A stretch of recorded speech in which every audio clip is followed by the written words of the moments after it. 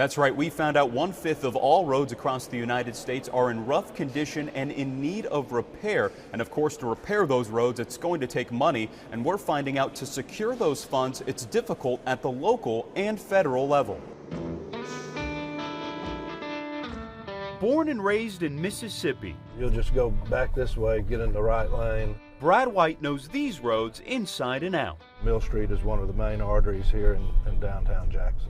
And just like some other arteries, these streets are clogged with problems. We experienced it firsthand, hitting potholes, cracks, and uneven pavement. Something those who travel the roads in Jackson and across the country deal with daily. It's something that all other parts of what we do in our daily lives rely on. That's good infrastructure, being able to get from point A to B.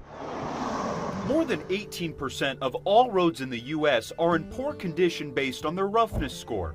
That's according to a Hearst television data team analysis of the 2022 road condition data. That's more than 143,000 miles of roads in need of repair.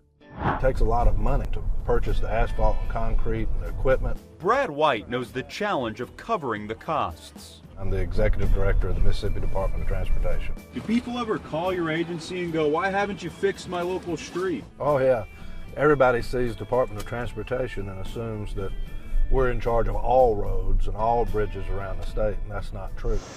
That's an important distinction. Money to fix town or city streets mostly comes from local taxes and fees. The Federal Highway Trust Fund covers the cost of some state roads and our vital interstate system.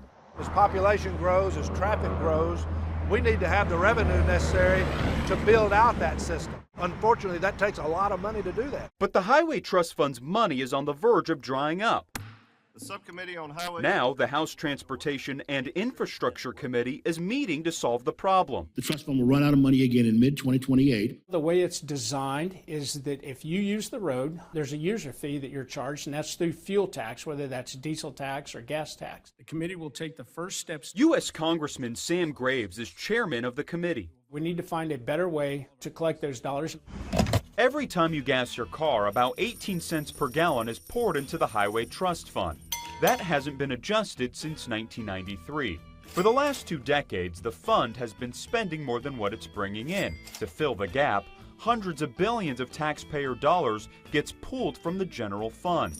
Do you feel like we're putting a Band-Aid over the problem rather than fixing it?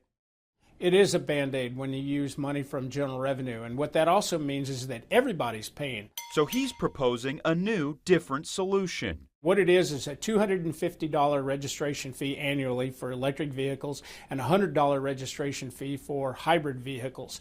This will be the first new money in the Highway Trust Fund in over 30 years. Would collecting taxes from EV owners help solve the insolvency that the Highway Trust Fund is facing? It'll go a long ways towards helping that. It's not going to solve the problem. We reached out to over 24 lawmakers to ask if there's a solution to this funding gap. While some were initially interested in talking to us, only Congressman Graves followed through. Why is the conversation about road infrastructure so difficult? When you're doing something new, like we're trying to do with the Highway Trust Fund funding it, it's different, and different things come a little harder. A conversation that's meaningful to those who run state departments of transportation.